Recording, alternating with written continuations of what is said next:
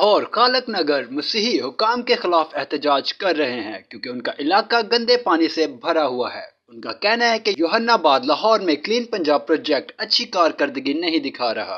आइए देखते हैं वीडियो में। जी भाई जी 2 महीने हो गए ने वासा वाले को जाने तो कहते ने जी एलडी वाले को चले जाओ, एलडी वाले को चले जाओ, एलडी वाले को जाने वासे वाले को चले जाओ। तो दोनों ही कहते ने साडा एरिया नहीं है तो असी ये साफ सुथरे पंजाब तो बाहर रहने।